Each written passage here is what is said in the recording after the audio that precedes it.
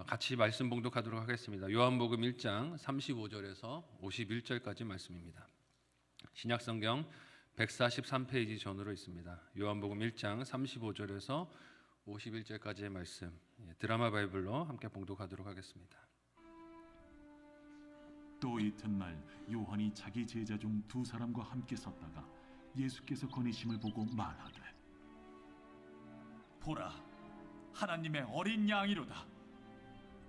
두 제자가 그의 말을 듣고 예수를 따르거늘 예수께서 돌이켜 그 따르는 것을 보시고 물어 이르시되, 무엇을 구하느냐? 랍비여, 어디 계시오니이까? 랍비는 번역하면 선생이라. 와서 보라. 그러므로 그들이 가서 계신 데를 보고 그날 함께 거하니 때가 10시쯤 되었더라. 요한의 말을 듣고 예수를 따르는 두 사람 중에 하나는 시몬 베드로의 형제 안드레라. 그가 먼저 자기의 형제 시몬을 찾아 말하되, 우리가 메시아를 만났다. 메시아는 번역하면 그리스도라. 데리고 예수께로 오니 예수께서 보시고, 네가 요한의 아들 시몬이니 장차 게바라 하리라. 게바는 번역하면 베드로라. 이튿날 예수께서 갈릴리로 나가려 하시다가 빌립을 만나 이르시되, 나를 따르라. 빌립은 안드레와 베드로와 한 동네 베세다 사람이라. 빌립이 나다나엘을 찾아 이르되, 모세가 율법에 기록하였고 여러 선지자가 기록한 그 일을 우리가 만났으니 요셉의 아들 나사렛 예수니라. 나다나엘이 이르되, 나사렛에서 무슨 선한 것이 날 수 있느냐? 와서 보라. 예수께서 나다나엘이 자기에게 오는 것을 보시고 그를 가리켜 이르시되, 보라, 이는 참으로 이스라엘 사람이라. 그 속에 간사한 것이 없도다. 어떻게 나를 아시나이까? 빌립이 너를 부르기 전에 네가 무화과 나무 아래 있을 때 보았노라. 랍비여, 당신은 하나님의 아들이시오, 당신은 이스라엘의 임금이로소이다. 내가 너를 무화과 나무 아래에서 보았다 함으로 믿느냐? 이보다 더 큰 일을 보리라.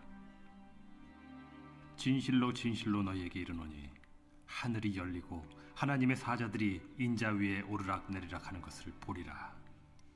아멘. 함께 읽은 본문의 말씀을 가지고 빛을 비추시는 은혜라는 제목으로 말씀 나누고 기도하도록 하겠습니다. 요즘 유행하는 유튜브나 SNS를 통해 소위 그 인플루언서가 되려는 것이 꿈인 사람들이 많은 것 같습니다.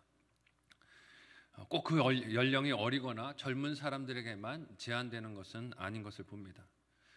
왜 이렇게 사람들에게 주목받기를 원할까 하는 것을 보면 그것이 곧 영향력이 되고 그 영향력이 금전적인 이익으로 이어지기 때문인 것을 봅니다. 이는 단지 사람들의 일상이나 혹은 취미나 먹는 것 혹은 그런 일상적인 분야에만 한정되는 것도 아닌 것을 봅니다. 코로나 시기를 겪으면서 여러 교회들이 예배 실황과 설교를 중계해서 그런 플랫폼들을 이용해서 내보내게 됐는데 그런 것들도 이제는 사람들에게 영향력이 되니 사람들에게 신경을 쓰이는 부분이 되는 것을 봅니다. 대면에서 예배를 드릴 수 없을 때에는 그런 것들이 좋은 방편이 된다고 여겨졌는데 부작용도 만만치 않은 것 같습니다. 설교나 예배를 사람들이 평가할 때 조회수나 구독자 수나 아니면 사람들의 좋아요 숫자들을 가지고 그것이 좋고 나쁘구나를 판단하는 착각을 불러일으키는 것도 봅니다. 사람들이 좋아하면 그것이 좋은 내용인가 착각하고 오해하게 만들게 하는 것이죠. 세례 요한은 예수님께서 세례를 받으시고 공생애를 시작하시기 전까지 사람들에게 많은 영향력을 끼친 인물이었습니다. 많은 사람들이 세례 요한의 영향을 받아 세례를 받았고 따르는 제자들도 생기게 되었습니다. 그러나 세례 요한은 어제 본문에서도 살폈듯이 메시아가 아니죠. 오실 메시아를 드러내서 알리는 역할을 하는 그 길을 곧게 하는 청직의 역할을 감당하는 자가 세례 요한이었습니다. 광야에서의 소리였어요. 그래서 오늘 본문에서도 자기 사명을 성실하게 감당하면서 참빛 되시는 예수님께서 그리스도와 메시아 되심을 드러내고 나타냅니다. 어떻게 오늘 본문에서 이 사명을 세례 요한이 감당해 갑니까? 함께 오늘 본문 35절에서 36절까지 내용을 한 목소리로 읽어보겠습니다. 같이 읽습니다. 시작. 또 이튿날 요한이 자기 제자 중 두 사람과 함께 섰다가 예수께서 거니심을 보고 말하되 보라 하나님의 어린 양이로다. 아멘. 요한은 사람들이 자신에게 두는 시선을 누구에게로 돌립니까? 예수님께로 돌립니다. 보라 하나님의 어린 양이로다. 이는 자신을 따르는 제자들에게도 마찬가지였어요. 비록 자신에게 가르침을 받으려고 찾아온 사람들, 제자들이었지만 그들이 봐야 할 분이 누군지 하는 것을 보이는 것으로 그가 가르치는 사명을 감당하고 있음을 봅니다. 그러자 오늘 말씀에서 요한의 제자들이 어떻게 합니까? 함께 오늘 본문 37절에서 39절까지의 내용을 같이 읽어보도록 하겠습니다. 같이 읽습니다. 시작. 두 제자가 그의 말을 듣고 예수를 따르거늘 예수께서 돌이켜 그 따르는 것을 보시고 물어 이르시되 무엇을 구하느냐? 이르되 랍비여 어디 계시오니이까 하니 랍비는 번역하면 선생이라. 예수께서 이르시되 와서 보라. 그러므로 그들이 가서 계신 데를 보고 그날 함께 거하니 때가 10시쯤 되었더라. 아멘. 요한이 제자들의 시선을 예수님께로 돌리자 그 제자들이 어떻게 합니까? 예수님을 따라갑니다. 자신을 따르던 제자들이 다른 인물을 따라가는 것을 세례 요한은 시기 질투하지 않습니다. 이게 하나님의 뜻대로 되어야 할 일이라는 것이죠. 사람의 욕심이라면 자기를 따르던 제자들이 남을 따라가는 것을 어찌 두고 볼 수만 있겠습니까? 그러나 요한은 끊임없이 자신은 빛이 아니며 그 빛을 드러내 증거하라고 보냄을 받은 사명이 있다는 것을 알았기 때문에 자기를 따르던 제자들이라도 주님을 따르도록 그렇게 섬기는 일에 자기 역할을 감당하는 일에 망설임이 없습니다. 당연하다고 여긴 것이죠. 이 두 사람 중 한 명은 이어지는 본문에서 안드레라고 소개되고 있지만 다른 한 사람은 드러나지 않는 것을 볼 때 이 본문을 기록하고 있는 요한이 아닐까 추정해 볼 수 있습니다. 그들은 예수님을 랍비라고 부르면서 그 계신 곳을 묻습니다. 어디 계십니까? 어디 묵고 계십니까? 제가 찾아가서 뵙기를 원합니다 라고 묻고 있어요. 이런 그들의 질문을 보면 그들이 오실 메시아를 기다리고 있었고 찾고 있었던 것을 알 수 있습니다. 그리고 이어지는 본문은 그들이 만나기 원했던 일을 찾았다고 그들이 여기는 것을 제자들의 반응을 통해 볼 수 있어요. 그러나 이 만남은 사실 잘 들여다보면 제자들이 노력해서 그래서 이룬 만남이 아닙니다. 그런 노력의 결과가 아니에요. 그 만남의 실체는 그들을 찾으시는 주님께서 그들을 부르시고 만나게 하시는 만남인 줄 믿으시기를 바랍니다. 함께 오늘 보면 40절에서 46절까지의 내용을 한 목소리로 읽어보도록 하겠습니다. 같이 읽습니다. 시작. 요한의 말을 듣고 예수를 따르는 두 사람 중에 하나는 시몬 베드로의 형제 안드레라. 그가 먼저 자기의 형제 시몬을 찾아 말하되 우리가 메시아를 만났다 하고 메시아는 번역하면 그리스도라. 데리고 예수께로 오니 예수께서 보시고 이르시되 내가 요한의 아들 시몬이니 장차 게바라 하리라 하시니라. 게바는 번역하면 베드로라. 이튿날 예수께서 갈릴리로 나가려 하시다가 빌립을 만나 이르시되 나를 따르라 하시니 빌립은 안드레와 베드로와 한 동네 벳세다 사람이라. 빌립이 나다나엘을 찾아 이르되 모세가 율법에 기록하였고 여러 선지자가 기록한 그 일을 우리가 만났으니 요셉의 아들 나사렛 예수니라. 나다나엘이 이르되 나사렛에서 무슨 선한 것이 날 수 있느냐. 빌립이 이르되 와서 보라 하니라. 아멘. 스승인 세례 요한의 말을 듣고 안드레가 예수님을 따라가게 됩니다. 자신의 형제 시몬에게 이 메시아를 만났다라고 오늘 말씀을 보니 이 안드레가 증언을 합니다. 이 역시 오실 메시아를 그들이 기다리고 있었던 것을 짐작하게 하는 대목이죠. 기다리고 있었더니 내가 그분을 찾았다 하고 가서 보자라고 권면하는 것입니다. 그리고 그를 데리고 예수님께로 나옵니다.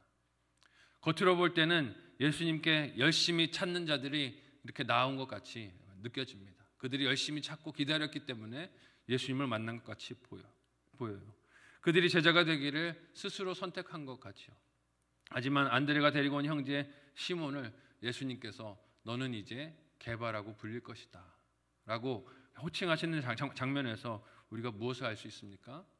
예수님이 그들을 찾고 계셨고 기다리고 계셨고 그들을 불러주고 계시다 하는 것입니다. 이름을 예비해 두고 계셨고 그를 주님을 위한 사명을 복음을 위한 사명을 위하여 부르고 계시고 찾고 계셨던 것을 알 수 있어요. 영광스러운 복음의 길로 주님께서 그들을 찾으시고 부르시고 이끌어 가시는 것입니다. 다음날 예수님은 안드레와 베드레와 같은 동네 출신인 빌립을 부르시고 빌립은 자신이 만난 예수님을 구약의 예언들이 약속한 메시아로 나다나엘에게 소개합니다. 이처럼 복음과의 만남은 무덤덤한 일상 속에 그들을 가만히 둘 수 없는 것을 봅니다. 복음을 들었을 때, 알게 되었을 때 어떤 반응이 일어납니까? 자기가 보고 듣고 깨닫게 된 복음을 나가서 증언하고 알리는 역사가 일어난다는 것이죠. 가만히 있게 하지 못하는, 견딜 수 없어서 복음을 전하게 하는 능력이 복음 가운데 있다는 것을 우리가 보게 됩니다. 올 한 해 우리의 신앙 여정도 이렇게 우리에게 주신 복음이 입술로 증거되어지고 삶으로 나타나는 역사가 함께 하시기를 예수님의 이름으로 축복합니다. 복음이 들렸을 때 가만히 그 자리에 머물러 있는 것이 아니라는 것입니다. 이에 빌립의 초청을 듣고 자신이 생각하던 지역과 전혀 다른 곳에서 들려온 메시아의 소식에 나다나엘도 반응을 합니다. 빌립의 말을 듣고 자신을 만나려고 다가오는 나다나엘을 보시고 예수님께서 이렇게 말씀하십니다. 함께 오늘 본문 마지막 47절에서 51절까지의 내용을 한 목소리로 읽어보겠습니다. 같이 읽습니다. 시작. 예수께서 나다나엘이 자기에게 오는 것을 보시고 그를 가리켜 이르시되 보라, 이는 참으로 이스라엘 사람이라. 그 속에 간사한 것이 없도다. 나다나엘이 이르되 어떻게 아시나이까? 예수께서 대답하여 이르시되 빌립이 너를 부르기 전에 내가 무화과 나무 아래에 있을 때에 보았노라. 나다나엘이 대답하되 랍비여, 당신은 하나님의 아들이시오 당신은 이스라엘의 임금이로소이다. 예수께서 대답하여 이르시되 내가 나를 무화과 나무 아래에서 보았다 함으로 믿느냐? 이보다 더 큰 일을 보리라. 또 이르시되 진실로 진실로 너희에게 이르노니 하늘이 열리고 하나님의 사자들이 인자 위에 오르락내리락 하는 것을 보리라 하시니라. 아멘. 비록 나다나엘은 빌립의 말을 듣고 어떻게 나사렛이라는 곳에서 선한 것이 날 수 있느냐, 메시아가 날 수 있느냐, 그럴 수는 없지라고 믿지 않았던 처음의 한계가 있었습니다. 즉 약속된 메시아께서 등장할 수 없을 것이라고, 나사렛은 그런 장소가 되지 못할 것이라고 여겼던 것입니다. 하지만 자신의 고정관념을 빌립의 이야기를 듣고 넘어서 가서 그를 보기로, 만나기로 결단을 합니다. 이 모습을 보신 예수님은 나다나엘이 그 속에 간사한 것이 없다라고 오히려 칭찬을 하세요. 그리고 참으로 이스라엘 사람이라고 불러주십니다. 이 이스라엘이라는 이름이 어떻게 생기게 된 이름입니까? 야곱, 간사한 사람이었던 이 야곱이 형 에서를 속여서 장자권을 쟁취했던 이 야곱이 하나님과 씨름을 한 이후에 다리를 절게 되었을 때 하나님께서 은혜로 주신 이름이었습니다. 즉 앞뒤가 다르지 않고 순수하고 사모하는 마음으로 오실 메시아를 기다리던 이가 나다나엘이다라고 예수님께서 불러주시고 칭찬해 주시는 것이죠. 예수님은 이런 나다나엘을 그가 무화과 나무 아래에 있을 때부터 보고 알고 계셨다라고 말씀하십니다. 이는 다른 제자들과 같이 나다나엘도 역시 자신의 선택과 결정으로 예수님을 만난 것이 아니라 주님께서 보시고 그를 부르시고 기다리셔서 제자로 삼아주신 것을 알 수 있어요. 예수님께서 부르셔서 그를 이 복음을 전하는 사명을 감당할 수 있도록 택해 주셨다는 것입니다. 이런 말씀에 놀란 나다나엘이 나사렛에 대한 자신의 편견을 내려놓고 하나님의 아들이십니다, 이스라엘의 임금이십니다 라고 예수님을 부릅니다. 하지만 예수님께서 이렇게 제자되기를 순종하는 나다나엘에게 하시는 말씀이 무엇입니까? 야, 네가 지금 내가 한 이 말을 보고 놀라서 그렇게 신앙 고백을 하느냐? 더 대단한 일을 보게 될 것이다 라고 말씀을 하세요. 앞으로 만나게 될 일과 비교할 때 그것은 적은 일이라는 것입니다. 그리고 그에게 말씀하신 앞으로의 될 일이 무엇입니까? 과거 야곱이 베델에서 꾸었던 꿈이 예고했던 하늘과 땅이 연결되는 모습일 거라고 이야기하세요. 그 모습이 무엇을 예표하여 말씀하시는 것일까요? 하늘과 땅이 무엇으로 연결됩니까? 예수 그리스도의 십자가로 연결이 되죠. 예수님께서 십자가 사역을 통해서 하나님과 인간 사이에 막혔던 죄의 담을 허무시고 그리고 이 인생들이 하나님 앞에 나와 직접 예배하고 하나님의 영광을 보게 될 것을 미리 예표하여 말씀하여 주시는 것입니다. 이 영광을 보이시려는 목적은 예수님께서 택하신 제자들로, 백성들로 하나님 앞에 나아가게 하시고 그들에게 영원한 생명을 누리도록 하시려는 사랑 때문인 줄 믿으시기를 바랍니다. 나다나엘은 자신을 이렇게 오래전부터 알아보신 예수님을 보고 그것에 놀랐지만 예수님이 진정 주기를 원하시는 것은 그런 능력들이 아니라 하나님 앞에 그 인생들을 나아가서 영원한 생명을 얻게 하시는 것이 주님이 오신 뜻이고 목적이라는 것입니다. 오늘 본문에서 세례 요한도 참빛 대신 예수 그리스도를 드러내는 사명에 신실했습니다. 그리고 그 빛 대신 예수님께서도 하나님께서 보내신 뜻대로 제자들을 부르시며 어둠 속에 있던 자들이 그 빛을 보고 따르게 하시는 사명을 신실하게 감당하셨습니다. 그 사랑으로 하나님이 오늘도 우리를 부르시는 줄 믿으시기를 바랍니다. 참빛 가운데로 나오라고 주님이 새해를 맞이하는 우리에게 부름을 주고 계세요. 이 길을 함께 걸어가는 것이 거룩한 가정이 세워지는 길이고 행복한 교회가 세워지는 길임을 잊지 마시기를 바랍니다. 아무리 좋은 일들이 많아도 예수 그리스도가 참빛 되시는 것을 깨달아 알지 못한다면 진정한 거룩함이, 진정한 행복이 우리 가정과 교회에 있을 수 없습니다.